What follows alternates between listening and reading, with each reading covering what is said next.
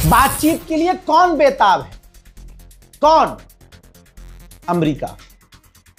Deal के लिए बेताब है क्योंकि नुकसान दबादब हो रहा है। ईरान एक तरफ थोड़ी ना नुकसान कर रहा है। ले भाई, यूरोप भी नुकसान में गया। स्ट्रेट ऑफ हॉर्मुज़ बंद करने से आधी दुनिया परेशान हो गई।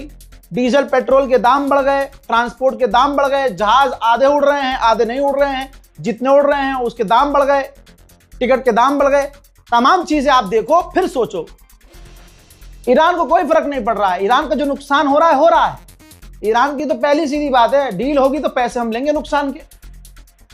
और जितना तेल वो बेचे जा रहा है दबा के, और आगे जो बेचेगा वो अच्छा पैसा कमाएगा भाई। अब तक ईरान पर पाबंदी लगी थी, अब ईरान पर पाबंदी हट गई है, और लगा भी दोगे तो अब क्या, अब तो सुपर पावर है ईरान। तो दिक्कत है, तो परेशान है डील के लिए ट्रंप। अब आपको बता दूं कि ये दोनों आदमी पहचान लीजिए आप, ईरान ने इन दोनों से बात करने से मना कर दिया है। इसमें जो जवान दिख रहा है ये डोनाल्ड ट्रंप का दामाद है, और बुढ़ा जो है ये है मिडिल ईस्ट का अमेरिका का एनवॉय। यही दोनों बातचीत कर रहे थे, कह रहे थे हम बात करेंगे। ईरान ने कह दिया कि भाई इनसे तो बात ही नहीं करनी, क्योंकि इन्हीं से पहले भी बातचीत चल रही थी, और इनसे बातचीत करते हुए ही हम पर हमला हो गया, हमारे लीडर्स को मार दिया और ये जंग शुरू कर दी, तो इनसे हम बात कर ही नहीं सकते। मामला इतना गंभीर और अमेरिका इतना परेशान कि तुरंत इनको कैंसिल किया। और अमेरिका का वाइस प्रेसिडेंट, हो सकता है जब आप ये खबर सुन रहे हो तो वाइस प्रेसिडेंट पाकिस्तान पहुंच चुका हो। जी हां, वाइस प्रेसिडेंट पाकिस्तान पहुंचने वाला है ईरान से बातचीत के लिए। अल जजीरा ने क्या लिखा है अखबार में देख लीजिए। अल जजीरा ने लिखा, ईरान को किसी चीज की जरूरत नहीं है, ईरान की सबसे बड़ी ताकत है ये स्ट्रेट ऑफ हॉर्मुज़, उसको बंद करने की भी जरूरत नहीं है। ईरान सिर्फ माइन बिछा दे, सारे जहाज डर के मारे आगे नहीं जाएंगे। ये अल जजीरा लिख रहा है, भले ही अरबी है, लिख सच रहा है। हजरत, ईरान के समर्थक ग्रुप ने इराक में अमेरिका की कंपनियों के कॉन्ट्रैक्टर और बड़े बड़े जो वहां अमेरिकी बिल्डिंग्स हैं उनको निशाना बनाया है। पूरी कमर अमेरिका की तोड़ दी गई है। इराक में ईरान के समर्थक ग्रुपों ने जो अमेरिका के कॉन्ट्रैक्टर्स हैं, खरबपति अरबपति, जो इराक में बड़े बड़े होटलों में रह रहे हैं, मौज कर रहे हैं, उन पर हमले किए हैं। मुलाहिजा फरमाइए।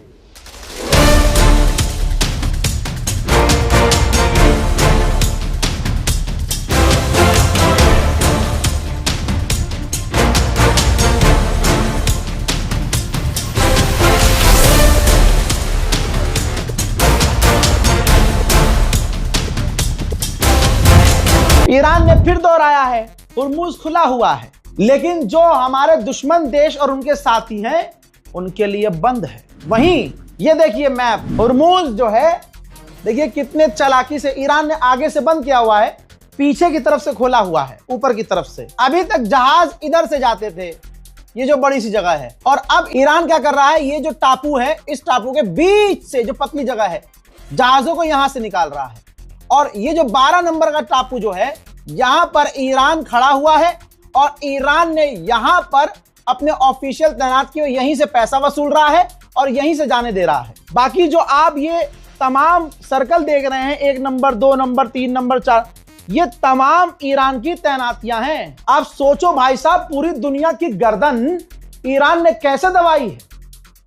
और जो भारत में बैठे हुए नाली के कीड़े कह रहे हैं कि अरे ये देखो भारत का वेसल, अबे भारत के मुसलमानों की वजह से भारत वेसल आ रहा है। ज्यादा लबर लबर बोलोगे, 20 जहाज है वहां अभी। वहीं ज्यादा लबर लबर बोल रहे आत्मनिर्भर भारत बना दिया मोदी जी ने। पता चल गया, आत्मनिर्भर तुम बन नहीं पाए हो, मुल्लों पर तो अभी टिके हुए हो। देश का सारा गैस, तेल, ईंधन, पेट्रोल सब वहीं से। जो वीडियो बना रहे थे कि अरे जो कल तक ईरान के साथ खड़े हुए थे, आज गैस की लाइन में। हाँ भाई, हम खड़े थे गैस की लाइन में, हम खड़े थे पेट्रोल की लाइन में, हम खड़े थे भाई, क्योंकि हम ईरान के साथ भी खड़े थे और मुल्क में प्रॉब्लम आ रही है तो हम खड़े हैं। लेकिन एक बात तो अब तुम लोगों को, तुम्हारी औकात को पता चल गई होगी कि मुसलमानों ने जो खामनाई का साथ दिया, इसी वजह से भारत में ईंधन, गैस, तेल आया है। हम इसलिए खड़े हुए थे क्योंकि हमें गैस की, तेल की जरूरत है। हमारे घर पे बनता है खाना, और जो सिर्फ गाय के पिछवाड़े पे मुंह लगा के डायरेक्ट गू गर्मा गर्म खा ले, जो पीने के लिए पेशाब पी ले, उनको क्या जरूरत है डीजल पेट्रोल की भाई? वो क्यों लगेगा लाइन में? वो तो कह ही देंगे हम तो 5,000 रुपया वाला भी सिलेंडर ले लेंगे। हाँ, क्योंकि गैस बनती है उनके बाप के पिछवाड़े में, पाइप खोसेंगे, गैस भरेंगे। और मोदी जी ने फार्मूला पहले ही दिया था, नाले से गैस, तो तुम बनाओ नाले से गैस। हमारे लिए जो गैस आ रही है, एलपीजी आ रही है, पेट्रोल आ रहा है, और बार बार ईरान ने कहा है thank you the people of India. मैं कहता हूं ध्यान से देखो, ज्यादा ईरान को लबर लबर करके छेड़ोगे तो कहीं ईरान जो आने दे रहा है वो भी ना रोक दे। तुम विदेश नीति पर हमला मत करो। ये देख लो, विदेश मंत्री ने, भारत के विदेश मंत्री ने, जिसे तुम लेजर वाला मिनिस्टर कहते हो, उसने खुद पोस्ट किया है और कहा है कि हमने ईरान को शुक्रिया अदा किया है, ईरान को थैंक यू बोला है। तुम्हारा बाप जाकर, अबे तुम किसके सगे हो बे? तुम्हारा बाप जाकर ईरान को शुक्रिया अदा कर रहा है। तुम सोशल मीडिया पर ईरान को ट्रोल कर रहे हो। तुम किसी के सगे नहीं हो। अबे तुम अपने जब बाप के सगे नहीं हो सकते, तुम अपनी भारत मां के सगे नहीं हो सकते, तुम हो किसके सगे? भाजपा के। तुम तो भाजपा के भी सगे नहीं हो। जब मोदी जी यूजीसी बिल लेकर आए थे तो यही हिंदू मोदी जी को तौबा तौबा गालियां बक रहे थे। मोदी के खिलाफ, हमारे माननीय प्रधानमंत्री मोदी जी के खिलाफ, हमारे प्यारे सच्चे प्रधानमंत्री मोदी जी के खिलाफ, बीजेपी के खिलाफ तौबा तौबा सड़क पर उतर के गालियां बक रहे थे यही हिंदू। किसी के सगे हो बे तुम दोस्त के नहीं, तुम भाई के नहीं, तुम बाप के नहीं, तुम भारत मां के नहीं। भूल गए क्या? ये आदमी भूल गए? पूरी दुनिया देख ले, मुसलमानों को हिंदू समुदाय बदनाम करते हैं, कहते हैं ये गद्दार है, ये गद्दार है, ये गद्दार है। मुसलमान वफा नहीं करते। तस्वीर अपने आंखों से देख लीजिए। पाकिस्तान के लिए सुमित कुमार जो 36 साल का था, भारतीय एयरफोर्स में था, गद्दारी कर रहा था। मुल्क से गद्दारी करी इसने। पाकिस्तान को हमारे फाइटर जेट की जानकारी दी, पाकिस्तान को हमारे डिफेंस की जानकारी दी, पाकिस्तान को हमारे रडार की जानकारी दी। कौन था ये? कुमार। जितने सुअर की नस्लें ये गोदी मीडिया के एंकर हैं, ये अपनी अम्मा की कोख में घुस गए क्या? अब क्यों नहीं निकल रहा है मुंह से? क्योंकि इनके घर में यही चलता है। इनके भाई है ना वो, इनके घर की बात है। एक नहीं, दो नहीं, इस हफ्ते गद्दार पे गद्दार पकड़े गए हैं। भाई ये तो हमारी इंटेलिजेंस का सहारा है, वरना पता नहीं हमारे मुल्क में क्या हो जाए। यूपी के गाजियाबाद पुलिस को बड़ी कामयाबी मिली। एक बार फिर से ऐसा गैंग पकड़ा है जो भारत के रेलवे स्टेशन, मंदिर और इंपॉर्टेंट सेंसिटिव इलाकों में कैमरे लगा चुका था। जीपीएस लोकेशन पाकिस्तान को भेज रहा था। यहां तक कि वो सीसीटीवी कैमरा ऐसे थे जिसको बिजली से चलने की जरूरत नहीं थी, वो सोलर सीसीटीवी कैमरा थे। इसमें गद्दार कौन गिरफ्तार हुआ? गणेश, विवेक, गगन प्रजापति, दुर्गेश निषाद और इसके अलावा और भी लोग शामिल हैं। यह तो उत्तर प्रदेश पुलिस, हमारी एनआईए गाजियाबाद पुलिस का कारनामा है। किन गद्दारों को पकड़ लिया। और वो जो ऑपरेशन सिंदूर में जो यूट्यूबर थी, जो पाकिस्तान एम्बेसी में जा जाकर घुस रही थी, मुझे गद्दार कहने वाला तुम्हारा बाप हूं मैं। कभी पाकिस्तान की तरफ मुंह नहीं किया, पाकिस्तान एम्बेसी की तरफ मुंह नहीं किया। और वो तुम्हारे घर की हरियाणा बीजेपी से जो थी, एनआईए ने बताया है कोर्ट को, इसी लड़की ने, ज्योति मल्होत्रा ने पाकिस्तान को हमारे खुफिया जानकारी दी, पाकिस्तान को हमारे सेंसिटिव जानकारी दी। बताइए गद्दार कौन? ये अपनी मां के भी नहीं है। और भारत मां, भारत मां, अबे हम भारत मां को मां नहीं कहते, लेकिन मां से वफादारी करना जानते हैं। तुम तो मां कहते हो ना, हम तो अपना वतन कहते हैं। हमारा इस्लाम हमें कहता है कि मुल्क से मोहब्बत आधा ईमान है और हर मुसलमान अपने वतन से बेइंतहा प्यार करता है। तुम हमें हर दिन उकसाते हो, तुम हमें हर दिन मारते हो, तुम हमें हर दिन मारने की बात करते हो। सरकार तुम्हारी, प्रधानमंत्री तुम्हारा, विदेश मंत्री तुम्हारा, होम मिनिस्टर तुम्हारा, अधिकारी तुम्हारे, तब भी हिंदू खतरे में है तो मुझे बना दो प्रधानमंत्री, फिर देखो जलवा है। हवाई बातें करवा लो बस। हट।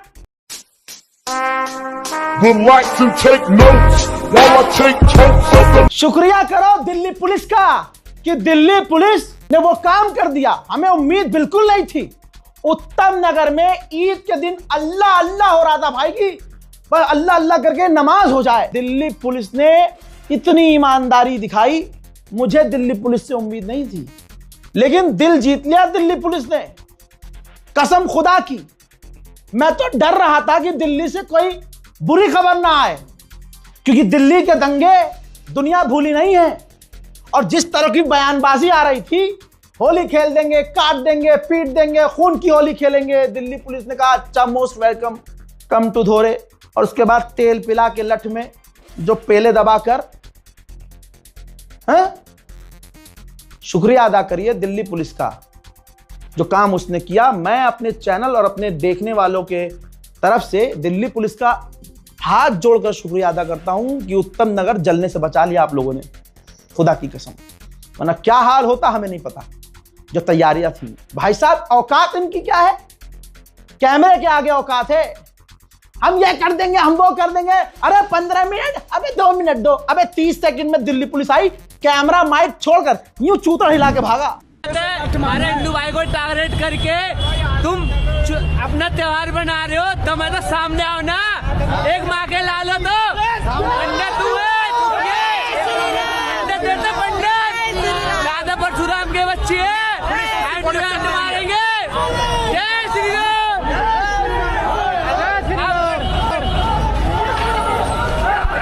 बस हवा निकल गई। ये है औकात इनकी। गप गप गप, एक उंगली से नहीं, 5-5 उंगली से गो गो होना चाहिए इनके साथ। हजरात, बैक टू द पॉइंट, जिसको फादरलैंड माना है इन्होंने, इनके साथ तो बहुत बुरा हो गया यार। इजराइल को फादरलैंड मान के आए तो अंधभक्तों के लिए फादर हुआ नेतन्याहू, और नेतन्याहू की बीवी हुई इनकी दादी अम्मा। दादी अम्मा का कनेक्शन घोप घोप मिनिस्टर से था। घोप घोप मिनिस्टर पता है, एप्स्टीन फाइल वाला, देख लो, तुम्हारे अब्बा ढूंढ के लाए हैं, नाम है रजा ग्राफी। अंधभक्तों के लिए अकेला काफी। देखो 2 सर्कल हैं, एक सर्कल में एप्स्टीन, यही आदमी है जो दुनिया का सबसे बड़ा गंदा और घिनौना काम करने वाला आदमी, और दूसरे सर्कल में नेतन्याहू की बीवी यानी अंधभक्तों की दादी मां। तो सोचिए, जिनकी दादी गंदी तो उसका शजरा, उसका खून कितना गंदा होगा। तभी तो ये साले किसी के नहीं हैं। इसीलिए कहते हैं सोच समझ के किसी को बाप, अम्मा, खाला, मौसी बनाया करो। गोप गोप गोप। अमेरिकी सेनेटर ने खुद कहा कि डोनाल्ड ट्रंप को एक्सेप्ट करना पड़ेगा। यह डोनाल्ड ट्रंप की जो जंग है गलत है, सरासर गलत है, एक तरफा थी। इसमें डोनाल्ड ट्रंप का नुकसान हुआ, देश का नुकसान हुआ, हार गया डोनाल्ड ट्रंप, और ट्रंप को यह बात माननी पड़ी। हजरात, मैं मानता हूं कि यह भी पनौती, उनका बाप भी पनौती। साला जिसको सपोर्ट करते हैं बेड़ा गर्क हो जाता है। अब तक डोनाल्ड ट्रंप इनके बाप का भी अपमान कर रहा था। ये पूजा कर रहे थे, उसके लिए आरती उतार रहे थे, ला ला ला ला ला कर। अरे तुम यार मोदी जी की आरती उतारो, एक्सेप्टेड। तुम मोदी जी की मूर्ति बनाओ, एक्सेप्टेड। मोदी जी को तुम बड़ा दिखाओ, और मोदी जी ने राम जी को प्रभु, हालांकि मैं एक्सेप्ट नहीं करता, मोदी जी ने राम जी को छोटा दिखाया और राम जी को हाथ ऐसे पकड़ के राम मंदिर लेके जा रहे हैं। हम एक्सेप्ट नहीं करते, लेकिन तुम खुश हो तो एक्सेप्टेड। लेकिन तुम किसी विदेशी सुअर को, गुलाबी सुअर को अपना तुरंत दादा बना लिए थे कि मुसलमानों को मारता है तो अरे दादा, अरे दादा, कहां थे तुम, कहां है तुम्हारा पेशाब लाओ। अरे अब पेरे जा रहे हो जबरदस्ती। उसने तुम्हारे वालिदे मोहतरम जनाबे हजरते मोदी जी का अपमान किया, और लगातार किया, सारी दुनिया कह रही है। गोदी मीडिया कहता था कि मोदी और जब ट्रंप मिलते हैं, स्टेज पे होते हैं, तो बिजली कड़कती है। वो सिर्फ गोदी मीडिया के पिछवाड़े में चमकती होगी बिजली, गुदगुदी होती है, ऑर्गेज़म आता होगा तो वो बोल देते होंगे, और दुनिया वालों को कोई ऑर्गेज़म नहीं आता तुम्हारे इन गंदी बातों से, फालतू की बातों से। हुआ क्या फिर, हमारे प्रधान भाई, हमें मुसलमानों को प्रधानमंत्री से जितनी भी शिकायत है, हमारे घर के अंदर की लड़ाई है। मोदी से अगर हमारी प्रॉब्लम है, मोदी जी खुद कहते हैं आलोचना होनी चाहिए, तो अगर मोदी जी से हमारी शिकायत है तो हमारे घर के अंदर की है। हम मोदी जी से लड़ते हैं, सवाल करते हैं, पूछते हैं, जवाब नहीं देते, कोई बात नहीं, हम कौन सा उनका कुर्ता पकड़ के लटक जाते हैं, बात खत्म। ये हमारे घर के अंदर का मसला है। ठीक, तुमने बाप बनाया उधर, घर के बाहर दादा बना लिया उसे। अब वो आदमी हमारे प्रधानमंत्री का अपमान कर रहा है। हमें मोदी जी से कोई भी प्रॉब्लम हो, हमारे अंदर की बात है, हमारे मुल्क के बाहर का आदमी आकर तुम्हारी वजह से, क्योंकि तुमने बाप बनाया था, मोदी को कुछ भी बोल रहा है, हमें अच्छा नहीं लगता भाई। मोदी जी को क्या क्या कह के चला रहा हो कि मैं मोदी का करियर खराब नहीं करना चाहता, मोदी बहुत बढ़िया आदमी है। भाई वो पता ही नहीं चल रहा, जलील कर रहा है, तारीफ कर रहा है, क्या कर रहा है। मोदी जी ने पैसा खर्च किया, नमस्ते डोनाल्ड ट्रंप किया, अंधा पैसा खर्च किया, गरीबों को छुपाया, पर्दा लगवाया, अमेरिका गए और कहा कि अब की बार डोनाल्ड ट्रंप सरकार, कैंपेन किया उनका। क्या दिया ट्रंप ने तुम्हें? क्या दिया? धोखा दिया। सारी दुनिया कह रही है कि धोखा दिया, और तुम अभी भी ट्रंप की, तुम्हें तो सोचना चाहिए कि ईरान हमारा पुराना यार है भाई, अपना यार अमेरिका को सबक सिखा रहा है, बजा रहा है, बजाओ अमेरिका को, बजान दो। लेकिन नहीं, तुम्हें दिक्कत सिर्फ यह है कि मुसलमान नहीं चाहिए इन्हें अपने मुल्क में, साला मुसलमान का तेल जरूर पिएंगे। अरे दोगलो। खैर, अब फादरलैंड तुम्हारा पेला जा रहा है तो काहे नहीं जा रहे हो? जल्दी जाओ, वो चड्डी पहनो अपनी खाकी वाली और लाठी पकड़ो और मटकते मटकते पहुंचो। कहां गई तुम्हारी फौज? ओहो, ओ पेशाब की कमी हो रही होगी, है जोश तो तभी आता होगा तुम्हें जब पेशाब पीते होगे। P low. रिपोर्ट देखो, ईरान ने कंफर्म किया है कि हमने राफेल के जो हथियार रखे हुए थे फैसिलिटी हाइफा के अंदर इजराइल में, हमने उसे निशाना बनाया है। दोस्तों, अमेरिका की गवर्नमेंट का पूर्व national security adviser on camera बोल रहा है, एक्सेप्ट किया है उसने, जिसकी वजह से डोनाल्ड ट्रंप की चड्डी तक उतर चुकी है। हजरत, पूर्व एनएसए ने कहा कि हम इस जंग से पहले यह कंफर्म बता देना चाहते हैं कि ईरान ने अपना प्रपोजल रखा था टेबल पे, और वो न्यूक्लियर का सॉल्यूशन चाह रहा था कि यार न्यूक्लियर में बात कर लो, जो तुम्हारी गलतफहमी है दूर कर लो। और वो प्रपोजल ईरान का अमेरिका के हक में था, लेकिन डोनाल्ड ट्रंप ने हमला कर दिया। यह बात क्लियर है कि अगर हम हमला भी कर देंगे तो ईरान की न्यूक्लियर फैसिलिटी को तबाह नहीं कर सकता, क्योंकि उसका ज्योग्राफिकल मैप ऐसा है, उसकी जमीन ऐसी है, उसके पास हमेशा यूरेनियम रह ही जाएगा।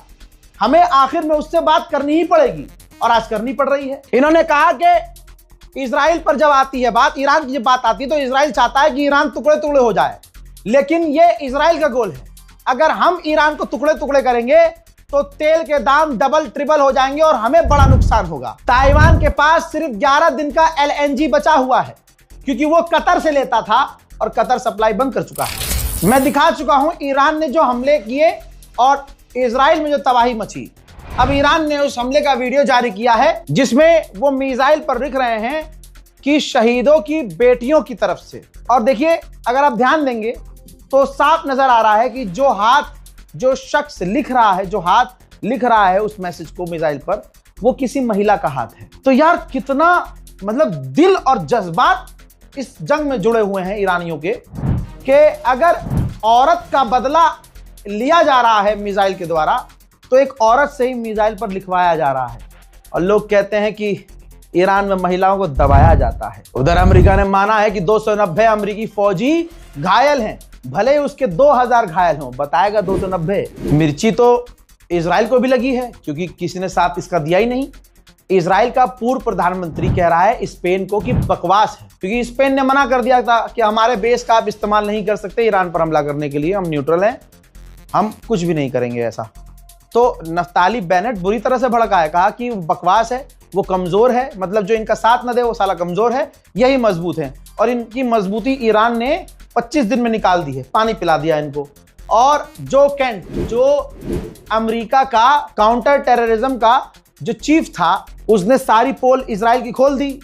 तो अब ये खिसियानी बिल्ली खंबा नोचे वाला हिसाब है।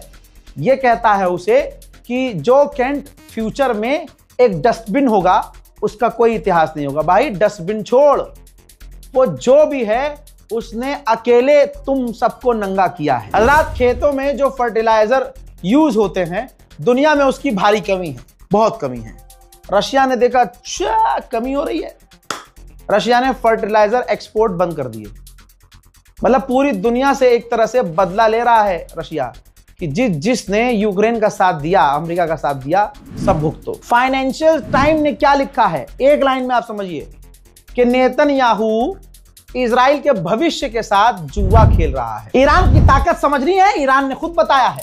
लीजिए फुल स्क्रीन पर लगा रहा हूं, ऊपर आप इसकी ओरिजिनल तस्वीर देख लीजिए। यह मिसाइल है बहुत एडवांस, जिसके चीथड़े ईरान ने उड़ाए हैं। JASSM क्रूज मिसाइल ईरान ने अपने एयर डिफेंस सिस्टम से मारकर गिरा दी। मोहतरम हजरात, फिलहाल के इस अपडेट में इतना ही। इस रिपोर्ट को शेयर कीजिए, अपनी दुआओं में मुझे याद रखिए। मैं हूं रजा, गोदी मीडिया और अंधभक्तों की सजा। जय हिंद।